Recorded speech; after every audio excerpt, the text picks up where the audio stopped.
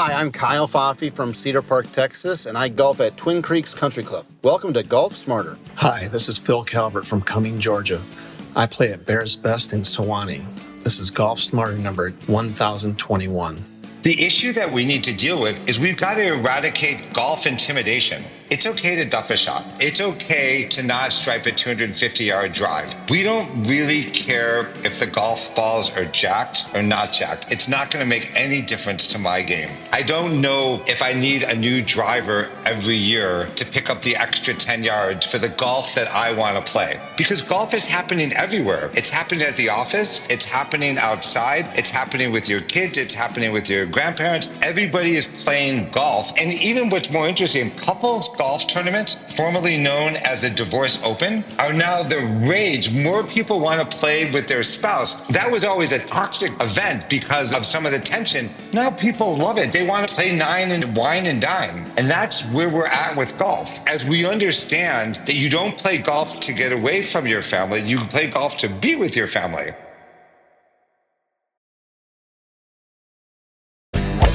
Not about golf. The life-changing joy of playing the game with the author Mike Berland. This is Golf Smarter, sharing stories, tips, and insights from great golf minds to help you lower your score and raise your golf IQ.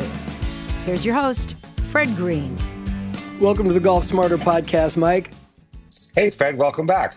Thank you. Yeah, thank you.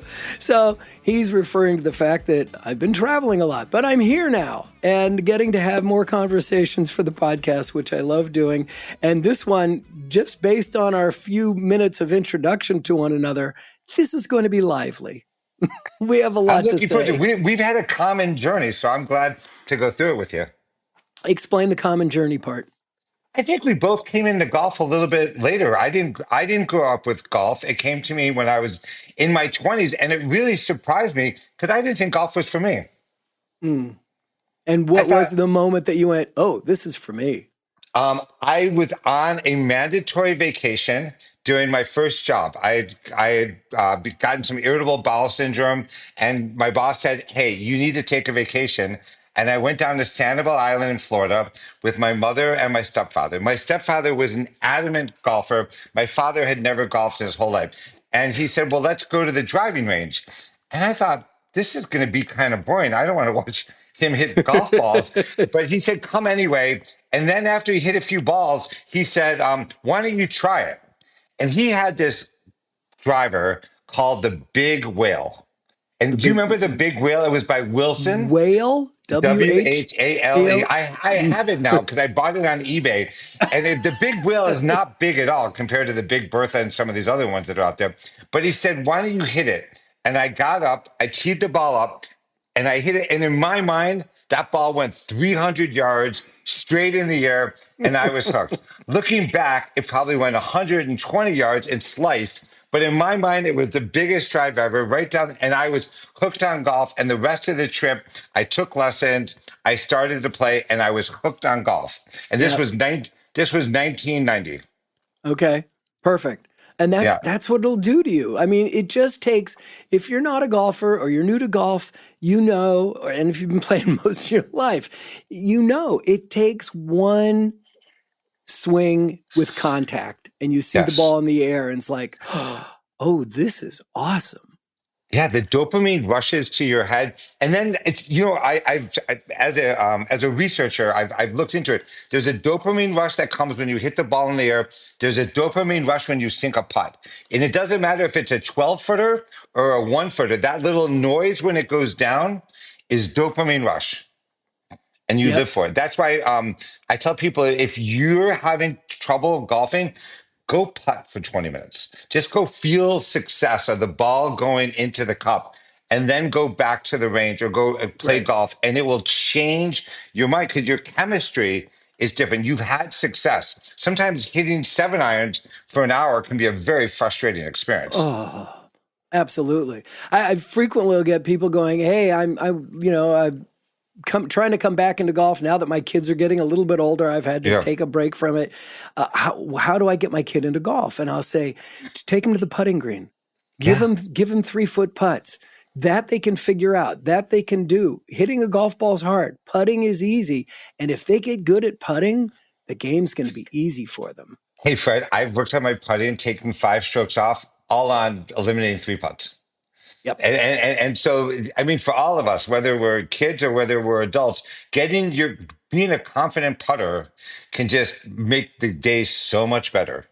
Well, let me blow your mind for a minute and see if you're familiar with this. A couple episodes ago, we had Eric Alpenfels, who is the head golf instructor at Pinehurst, has been for decades. Okay, right? like Pinehurst. And well, he wrote a book called Instinct Putting. And his whole point is looking at the hole, not at the ball when you're putting. Nice, which you can easily do, right? It's not hard once you get used to it. Well, it's a commitment, But, and I'm loving it. You've got to trust it. Right, you've got to trust it, exactly. But think about this. You ever play cornhole?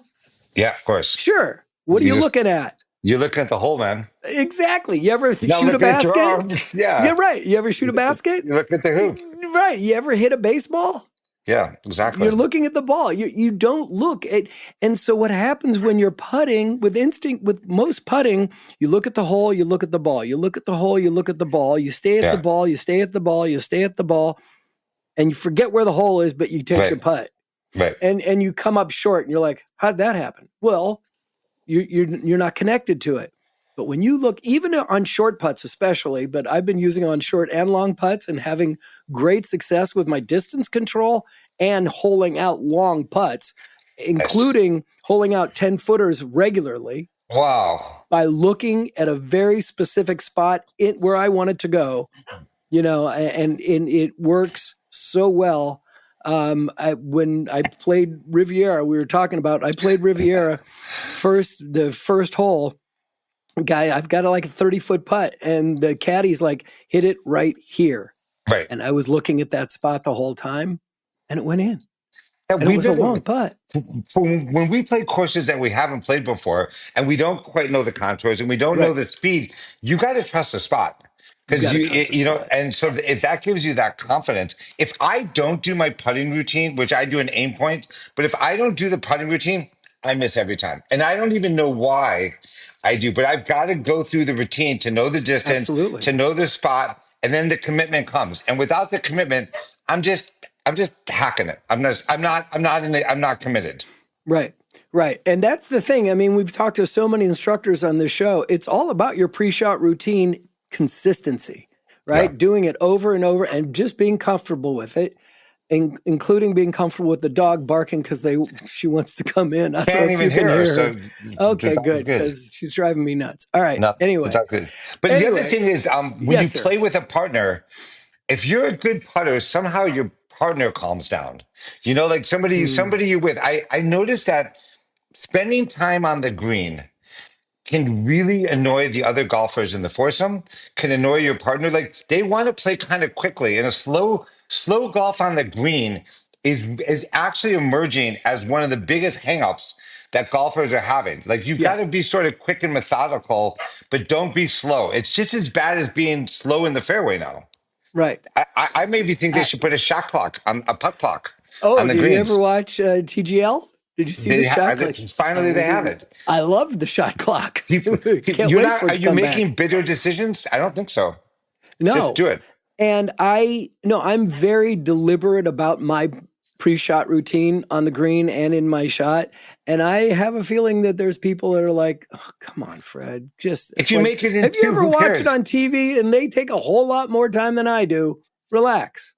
As long as you're not three-putting, nobody cares. Yeah, right. Exactly. Because it's the three-putt that takes a long time. Right. Especially when you go through that routine again. Exactly. We're here because you wrote a book that's called Not About Golf, right? Yeah.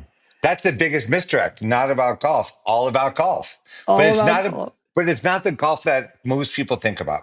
Most people think about golf as the tips and tricks, how to get a lower score, how to improve your game, how to get some distance.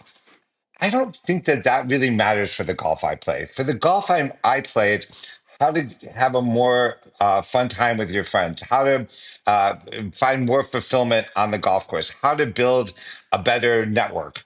And so, and there's, you can't take a lesson on that. You talked about your son learning etiquette on the golf course. What a magical lesson for him to learn early in life. A few places to have behaviors that will lead to a more enjoyable experience for everybody who's playing with them.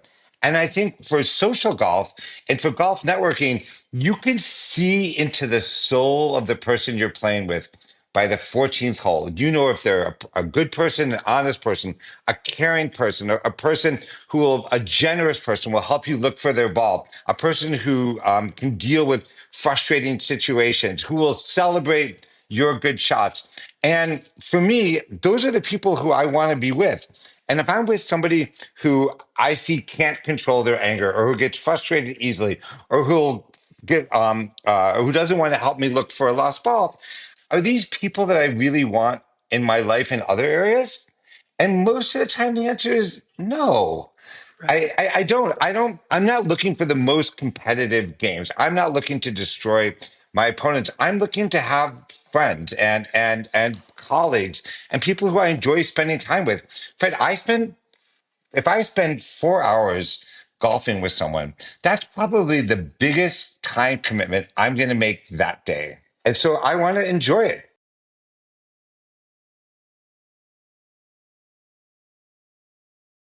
There's no question that golf exposes character. Yeah, And like absolutely. you were just talking about how doing it. I did an episode once talking about doing business on the golf course. Yeah.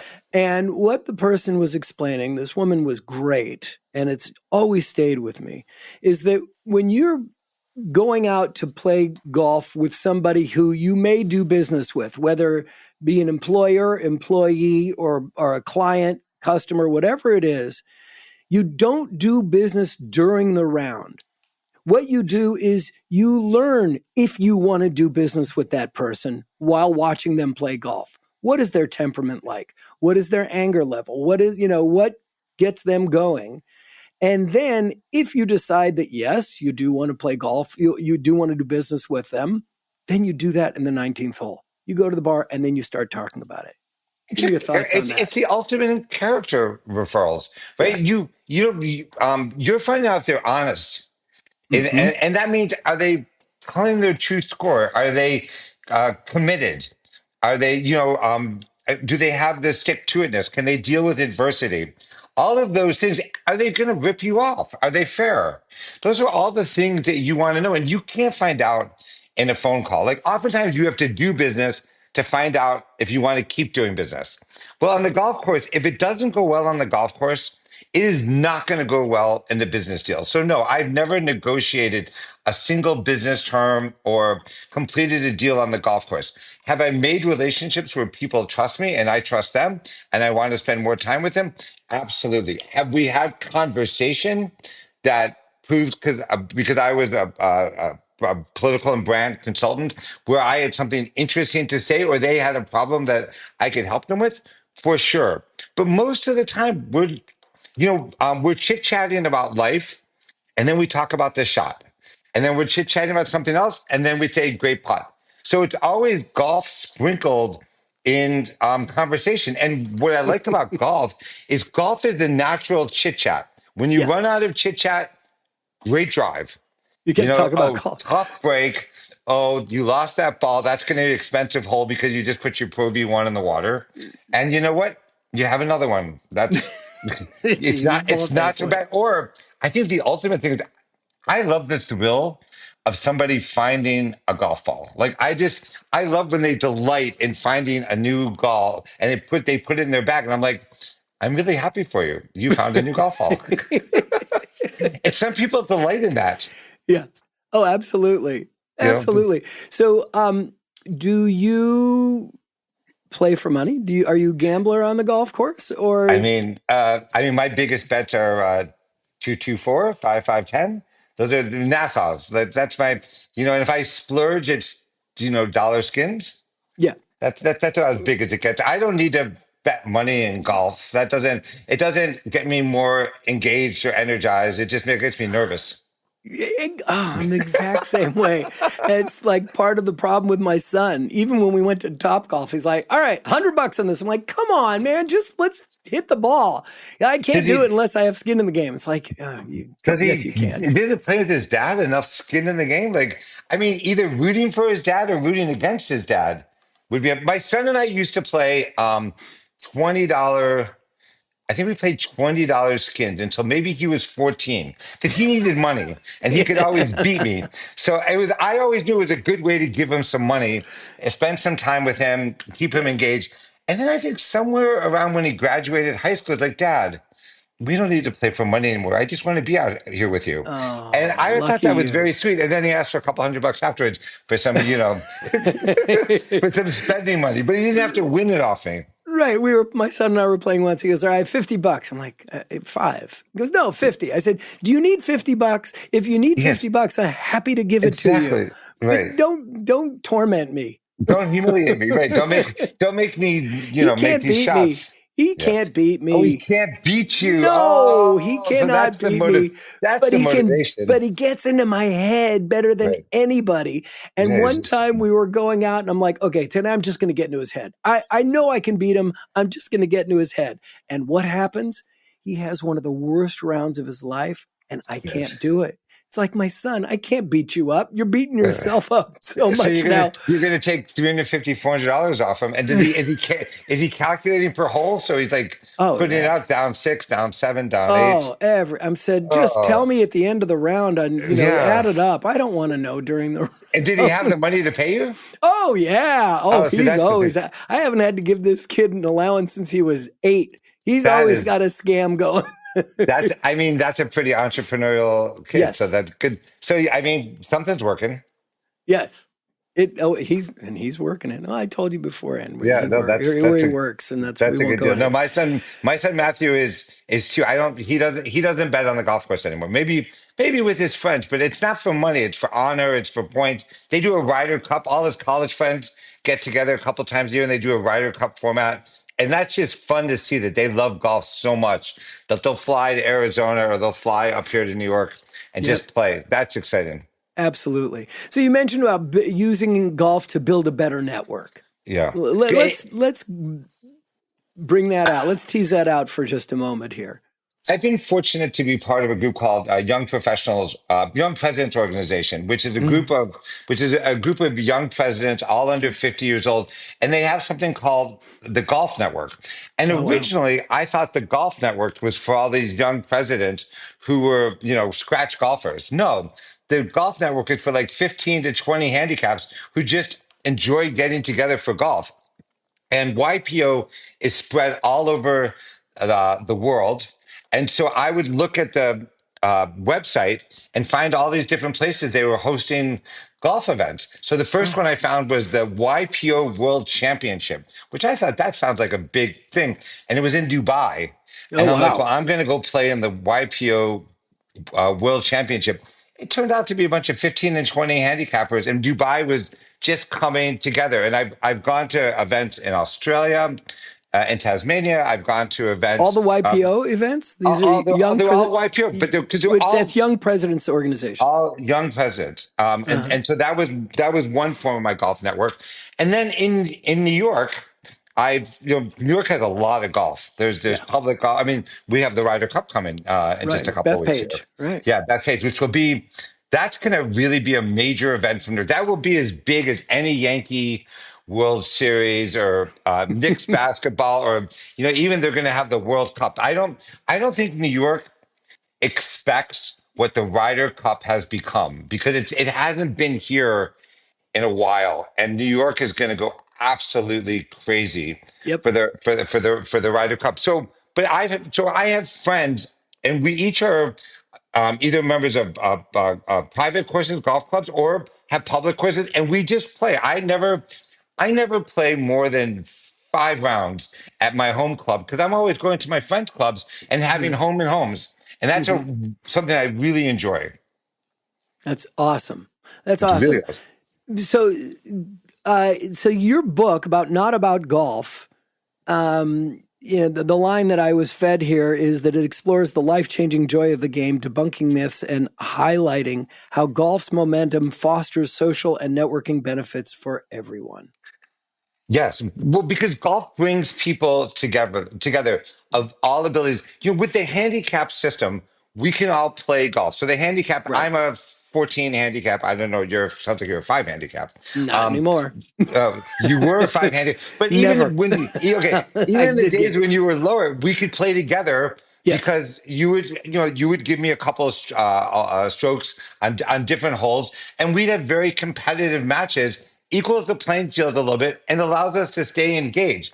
And no other sports really allow that. You always have to have a similar level of players playing, or it's not satisfying. So golf brings together that way. It also brings together people in different formats at different times, and it's outdoors. It's a way to spend time with each other. And now, after the pandemic, where golf was completely discovered as the one sport that we could all do together, people realized that no one really cares how you're playing golf as long as you're playing fast and as long as you're keeping accurate score. What golfers don't like is they don't like, because it's one golf course for all of us, no matter what the level. So the golf course has to keep moving, and golfers like to keep things honest. So if you're playing fast and you're playing honest, everybody will want to be out with you, and it's a great equalizer. And there's very few things like that bring communities together. Men, women, children. Gen Zs are playing more golf than ever. And they're not just playing on golf course, they're also playing in simulators. I think you know that there's 17 million golfers who are playing in simulators, which is indoor, like a 5-iron, which is a big simulator here in New York. We talked about Top Golf, and that's where a lot of golf is being played.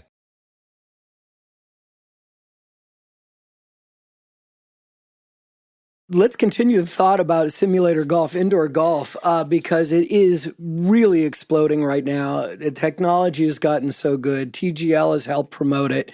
And I think that young people are discovering that, hey, wait, I can play golf. I can play 18 holes of golf in under 2 hours, and I don't have to walk or ride a cart. This sounds wonderful. And you get amazing feedback on because Gen Z loves to have feedback. How long did it go? How high did it go? What was the spin? Because they're used to video games.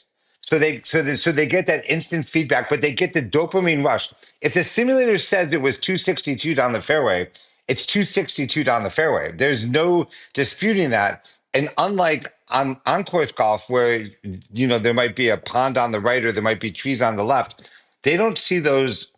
They don't really see those barriers. So some of the stress that can come from just looking at the site or the bunker doesn't exist. You're always hitting at the screen, so it's actually a more enjoyable experience where they can groove their swing, get good results, and the simulator golf translates to on course. So if they play one on green grass for every 3 simulators, that's a beautiful ratio, and it's also very cost effective.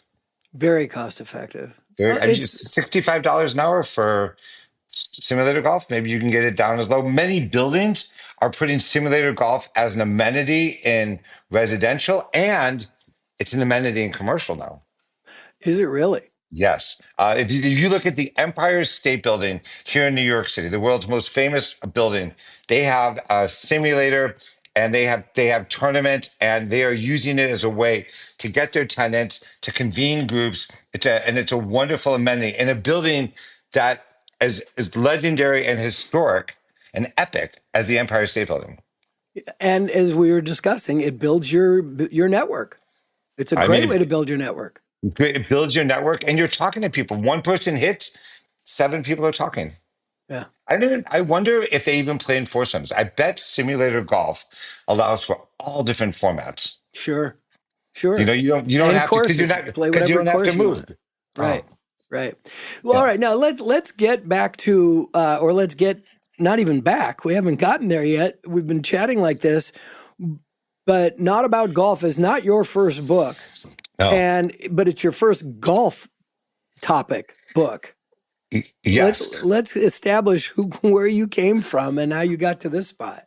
Well, I'm a researcher. I started off doing polling for an audacious congressman named Ed Koch, who wanted to be Oh my mayor of New gosh. York City. I worked for Bill Clinton and Hillary Clinton. I worked for Mike Bloomberg, and I worked for some of the top brands. I worked for OpenAI. I worked for Airbnb. I've worked for all these different brands who really, for politicians, they wanted to get elected. For the brands who were disrupting the way that people do business, they wanted to get momentum. And so I was a momentum seeker. And so as a pollster, I find information and I share it with large groups. And the book that I'm probably most well known for is called Maximum Momentum: How to Get It and How to Keep It. Was a book about modern momentum. And momentum was always this very emotional feeling, like I have momentum, I've lost momentum. I was able to quantify momentum using social media analytics and create an algorithm to decide a brand, a person, a sport, who has momentum and how to keep it. And I used Sir Isaac Newton's definition of mass times velocity to calculate momentum. And so in the book, I showed how modern politicians, Donald Trump, whether you like him or hate him, a momentum master, who in politicians, you always have to have maximum momentum on election day or you lose. And Trump seems to figure out how to get that momentum. And so we admire it. And we see politicians who couldn't get the momentum or who peaked too early and lost. So that was a lesson I learned in politics. And with golf, I always thought that I found golf at 21 and it had been a real life changer for me and my family and my wife. And we played and my friends played. But I didn't understand the cultural significance of golf until the pandemic happened. And during the pandemic, golf was really one of the few things that we could do as a society, as a neighborhood, as a community to go out and golf because we had all the social protections to be outside. It wasn't contagious. We could do a sport, be together, but we could still be separated, right? And so golf surged. 800,000 more women started to play golf.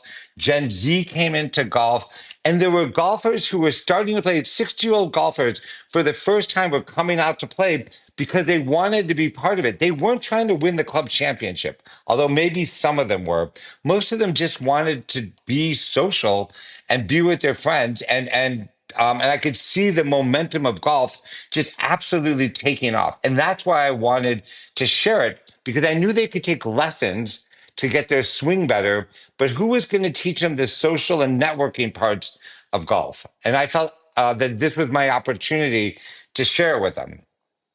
In the years that I've been doing this, we've seen two momentum factors in golf. The second one being COVID, where the pandemic, the two industries that really benefited from the pandemic were golf and podcasting. So I seem to be right in the right spot. Yeah. Podcasting exploded at that point. But also the Tiger Woods effect in the early Right. 2000s was another thing. So where are we now as far as momentum in golf to continue to grow the sport? Are we in a good spot, or is it kind of waning because we're far outside of COVID? No, I think so. Tiger Woods brought in athletes and brought in people who wanted to be like Tiger, play like Tiger.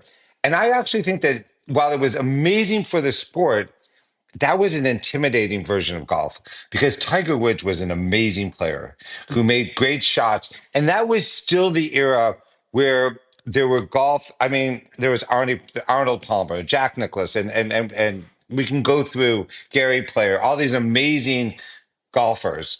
And you wanted to be a PGA pro, right? This isn't what we're talking about. We're talking about a grassroots led from the people wanting to go into the golf course. It's a very different movement that's going on right now, which I think that as I've gone through these book tours and understanding the issue that we have, Fred, that we need to deal with is we've got to eradicate golf intimidation. And what I mean by golf intimidation is it's okay to duff a shot. It's okay to not have to stripe a 250-yard drive. We don't really care if the golf balls are jacked. or not jacked. It's not going to make any difference to my game. I don't know if I need a new driver every year to pick up the extra 10 yards for the golf that I want to play. Like I said, I probably need to putt a little bit more. And that's the type of golf that we're into now. And why do I say that? Because golf is happening everywhere. It's happening at the office. It's happening in your building. It's happening outside. It's happening with your kids. It's happening with your grandparents. Everybody is playing golf, and all the and even what's more interesting, couples golf tournaments, formerly known as the Divorce Open, are now the rage. More people want to play with their spouse, whether it's your husband or your wife. That was always a toxic event because of some of the tension. Now people love it. They want to have play nine and wine and dine. And that's where we're at with golf. And so I think as we understand that you don't play golf to get away from your family, you play golf to be with your family. It's a very different mindset. It really is. It really is. It really is. And I think the golf, when I talked to the Golf Channel about it, I was surprised that they were my first interview because I was worried what the golf, what the golf hierarchy would think about a guy writing a book called Not About Golf. Like, how serious is he? And they were like, yeah, maybe we are a little intimidating, and maybe people don't understand that. If you talk to a PGA professional, they don't really care. If they're playing with you in a social game, they don't care how you play. They just want to like you. And if they're in a match to win some money or an amateur event where they're going to be the champion, sure, they want to play good. But if they're just playing a social match where you're having a few drinks, they just want someone who's engaging and, quite frankly, they say, not an asshole.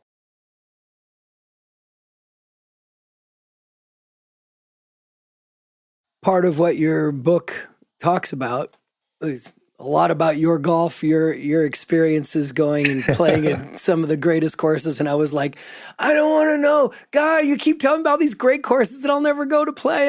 This is so cool, and it's all about your experience. But tell me more about debunking myths in golf. Well, I think the biggest myth about golf is that it's older people, it's wealthier people, it's whiter people. And that might have been a version, and it's more male. That might have been a golf in the past, but it isn't what golf is today.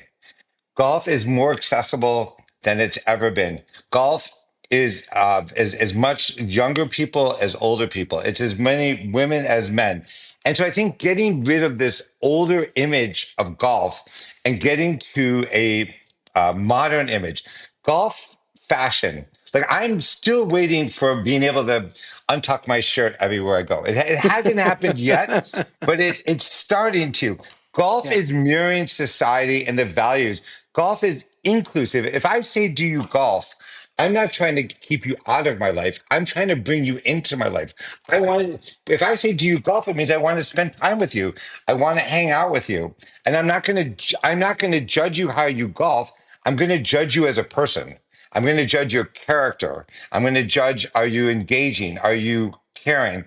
And that's where golf is changing. I'm not going to, I mean, I might tease you a little bit if you make a funny shot, but I'll do it with a smile, and I'll do it in an endearing way. Yeah.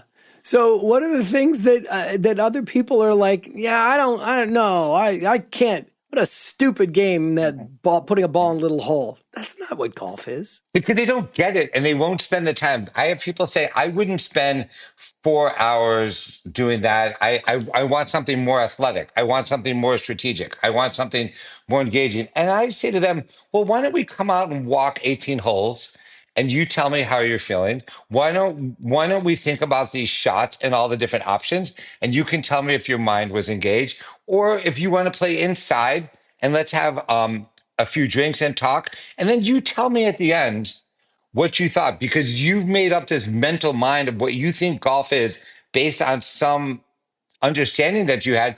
And the truth of the matter is you haven't opened your mind to try it. And that's what I wanted to do with the book. One of the reasons I even did the colors is I didn't do like the classic bucolic scene of a fairway with trees. I put a big golf ball with his textured, because that is the universal sign that everybody recognized. Whether you play championship golf, simulator golf, mini golf, putt-putt golf, everybody, no matter what language you play in, if you play in Korean, Japanese, Spanish, English, you know what a golf ball is. And we all know what a golf ball is. Yes. Yes. One of my favorite lines in the book is the game itself is a laboratory for positive life skills such as generosity, humility, humor, kindness, and friendship. Yeah.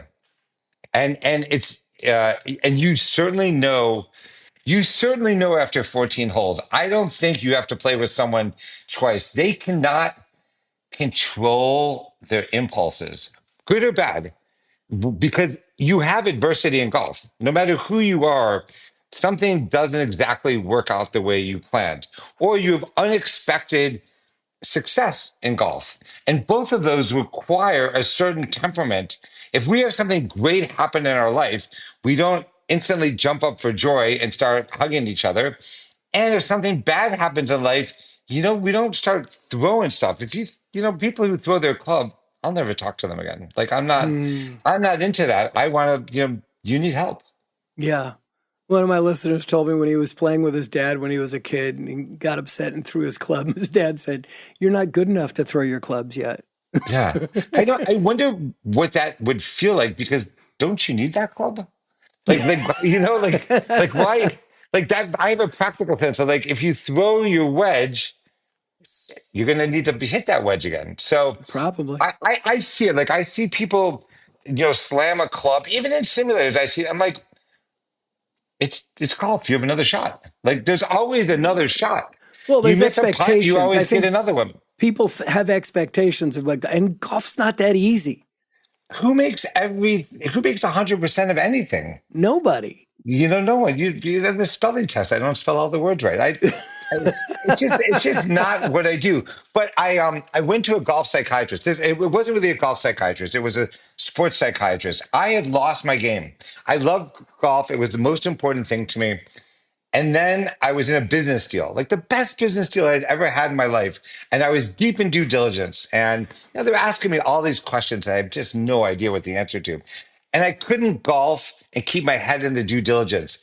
And I thought that it was gone. And I played several rounds. And I said to my friend at dinner, I said, I really need to find a new golf coach because I thought I needed to work on my swing. And his wife, who never has played a round of golf in her life, says, "You don't need a golf coach, you need a psychiatrist." And I said, "Yes, I need a psychiatrist." And so I went to the performance coach, and the coach said, "Okay, let me get this right." He said, "When I've done Ironman before, as part of my athletics." And he said, "Like when you're riding your bike, do you ever see yourself just falling off?" I'm like, "No." And No. he said, "When you're doing a presentation in a meeting, do you ever just see yourself going off the rails and saying something so ridiculous that they never want to talk to you again?" I said, "No." "When you're skiing, do you see yourself just rolling down the mountain?" "No." He said, "So why, when you play golf, do you see your ball? Why do you see the future and you see your ball going into the pond or the trees?" And so he gave me this exercise. And I, at first, was very skeptical. And he said, 5 things you see, 4 things you hear, 3 things you touch, 2 things you taste, and etc. And if you've ever tried that, it can knock your train of thought off from anything you're thinking, and it works. And I found out that professional golfers have tricks to also, when they're playing, to distract themselves a little bit.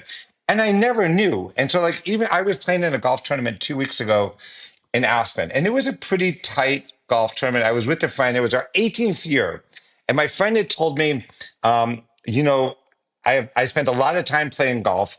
I want to be competitive in this, and so he really raised the bar. And I felt a lot of pressure, but my golf was at the game. So in between shots, I would start to look at the trees. And I'm like, I was starting to count the leaves. I was counting the birds. I was looking anything I could to not think about golf so that when I got up to my shot, it just went. And I thought, the mind is really active and, calming it down. And then I use it in work. It has the same effect. I just chill out and start to think about something else. And when the question comes to me, I know exactly what to say.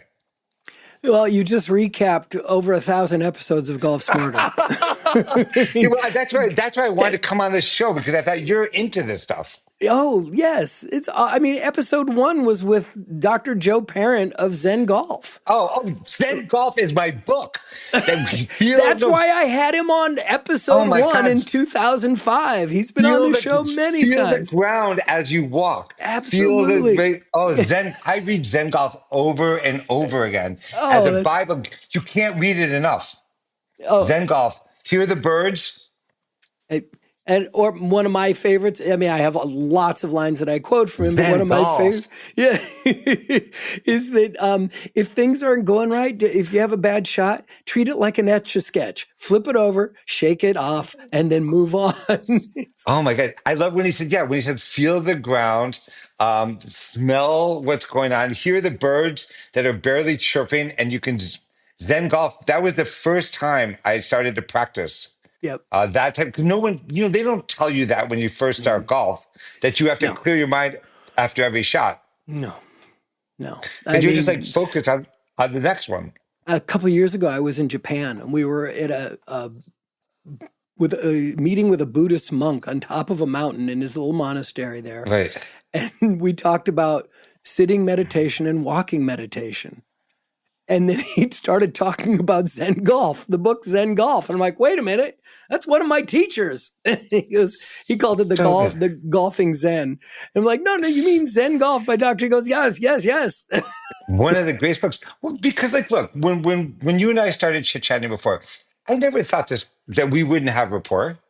But it's not a possibility. I looked at your profile, I'm like, this is exactly what I like to talk about. And yet on the golf course, I'd probably tense up a little bit when we got to the first hole because we haven't golfed together, And so, why? How can we be so natural here, and then we get to the first tee, and we're like, let's see where it goes. Oh, I'm flattered. Oh, that's so great. Yeah, yay, Zen Golf. Okay, and again, anybody who's never read it, get it. Oh my God! And read it again and again and again and again and again and again. And you can never read it enough. And he's got Zen putting, and he's got a lot of different books. I've read them all. And he's just a wonderful, wonderful person. Last thing I want to touch on as far as what golf brings to the table. And, a lot of people are like, oh, I play golf once or twice a year at a charity tournament. And what golf does for charity in itself, whether it's on the tour and the millions they get raised or billions to locally. It's interesting. I have two responses to that.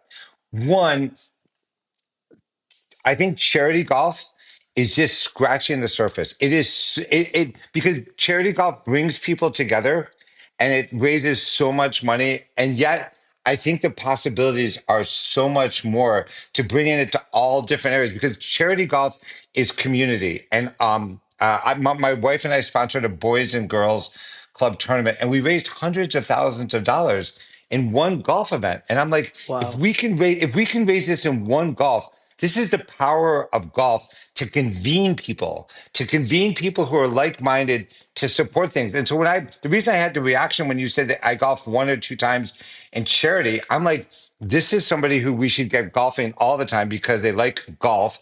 And then we should find different ways for charities to not just have golf events to play golf, but golf events to bring in new golfers. Because it shouldn't just be that we're playing a scramble or we're playing a best ball. We should have something for new golfers. If you're new to golf and you've never played, we're going to do introductory golf. We're going to teach you that etiquette that your son went through. We're going to teach you the basics of holding a club. We're going to teach you how to putt. And so we should have different levels to charity golf. I want to reinvent the way that charity golf has been. I don't want anybody at the table signing people in. I want them to sign in on their iPhone before they get there. I want all the people who are participating in the tournament on the course and interacting in golf and not being left behind in any way. So I have a strong point of view on the power of charity golf because I just think it's starting. And I don't even know the number it's raised. I'm sure it's billions, but it's just starting. Yeah. I was on a committee putting together a charity tournament a number of years ago, and I said, why not at the turn have some masseuses there and those chair massage and give you a chair massage? It's like, that's a 100%. Great idea. Wait, I played the best tournament I play in is called the Trash Masters. The Trash Masters is played at Snowmass Club in Snowmass, Colorado, and you get points for the trash. So you get you get points for a sandy. You get which is out of the sand. You get a barky if you hit a tree. You get an Otis if you go up and down. And as long as you get net par, you get the points. And that is the most fun way to play golf because you're just joking around with your friends you don't need to score 5 under. You're looking to just get some junk. They put a tractor out there and they call it a Ford, and these are just fun events. And I think a charity golf is where we should bring people in, have them get unusual experiences, the massages, the drinks, the what have you, to make golf fun and engaging. They don't all have to be structured as a PGA event. An Otis, if you An go Otis. up and down. Oh wait, I'm going to send you. That I'm going to is send so you. good. I'm going to send you the Trash Masters book, and I'm going to connect you. I Trash can't Masters wait. is one of the most unique tournaments, and Jim Nance was involved. You talked about him. He's one of the early guys to get behind it, and it's brought this whole community together to appreciate what golf is and to enjoy this in this most unusual way. Mike, tell people how they can check out all your books and your websites and where you are on social media. The best way is notaboutgolf.com, which is you can find out all the things I'm doing. You can go to Amazon and get Not About Golf, which is the book. And you can always find me at MikeBerland.com. But Not About Golf is the best way to learn about what we're doing and where we're going with this. The response has been absolutely phenomenal. I was quite nervous what the golf community, the hardcore golf community would think. And they love it because they know that golf intimidation is an issue that we have to overcome to grow to the next level. When it comes up from the grassroots, that's when it's sustainable. Awesome. Mike, this has been a blast. Thank you so much for your time and for sharing and for wanting to be on this show so we can have this conversation. This has been great. This is an absolute pleasure, Fred. I'm looking forward to, we're gonna get out and play. Okay. Yeah. I'm in. Take you to one of my magical courses.